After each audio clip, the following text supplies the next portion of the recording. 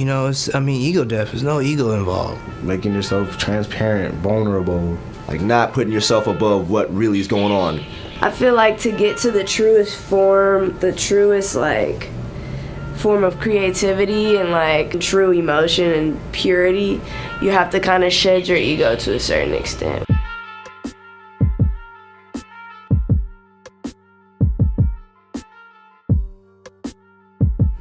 For the world, because of how we made it. Spur of the moment, completely doing something that we haven't done. I'll say Getaway because of the chords. Steve Lacy and Matt Marshall produced it. And Steve just played these beautiful ass chords, and I was just like, oh man, and that bass line over the chorus, and I don't know, just blended so well together and matched the drums. I don't know, that's my favorite song. There's a lot of good songs on the record, man. I mean, my favorite one,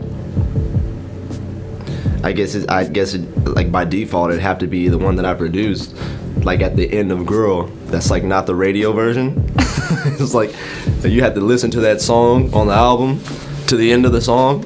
I don't know how many people often listen all the way through songs nowadays without already discovering that they like the song to move on to the next one to see if they like the next one. My favorite track changes every so often. Right now, it's this little hidden track we have at the end of Girl, and yeah, Jamil produced it. That one's dope. That's my favorite right now. I was listening to the album last week, and I was like,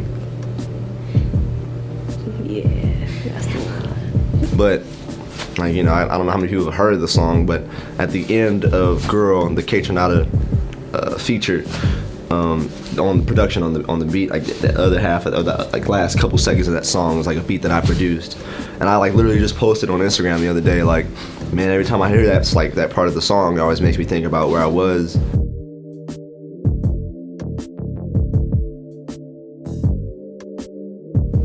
I tried, and the reason why I tried, even though that's a sort of hidden track at the end of Just Saying, I felt that was just a point in time where we just wasn't we just couldn't miss.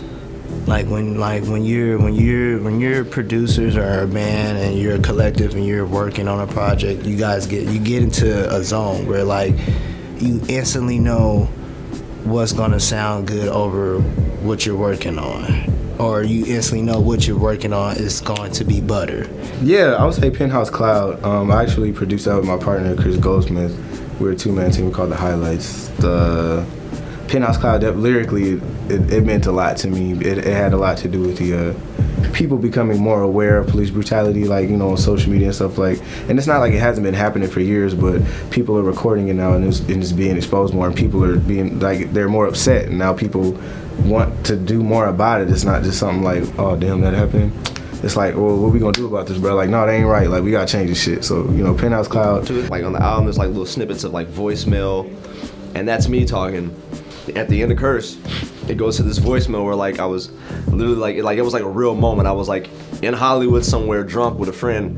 It kind of mirrored what happened with our drummer in Texas, where he got drunk and everybody was drunk, but he was super drunk. And so we had to kind of usher him out of that drunken state, or usher him in the drunken state, you know what I'm saying, whatever. It's those little snippets in the album that actually there was a moment in time happening, and then they just do that now on the album. It was really, that means a lot to me, you know what I mean? So I think Just Saying hits me kind of deep sometimes. It's you fucked up, bitch, you fucked up. And then Penthouse Cloud as well. Penthouse Cloud is really special to me. It's one of my one of the favorite songs I've ever written as a writer, lyrically.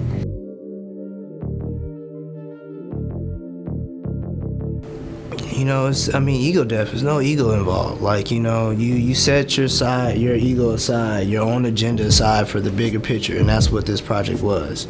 You can always be in a group and always be yo, I want to be the person that being the person that made this happen, or I'm the reason. It's you gotta set your own agenda aside for the bigger picture, and the bigger picture here is the music, of course. Ego death. Literally, it's self-explanatory for me. Ego death. the death of your ego, like, you know what I'm saying, humbling yourself, like making yourself transparent, vulnerable. You know, that's the best way I can explain it. It's self-explanatory. And I'm sure I'll think of way more stuff when I walk out the room, like, damn, I should have said that, but that's all I could think of in front of the camera because I'm shy. And like, there's a lot of things that like resonate so well with that album cover, which is why a lot of people, you know, come to terms with that album name. Like, you know, kind of killing your ego, like not putting yourself above what really is going on. Ego death for me is like, I feel like to get to the truest form, the truest like form of creativity and like true emotion and purity, you have to kind of shed your ego to a certain extent, whether that means like, you know, letting go and not being like afraid to like hug your mom or kiss your mom in front of like certain people, or, you know, or not wanting to act too like mushy with your girl in front of the homie, stuff like that, like little things like that that kind of break you down and just make you like more real and honest.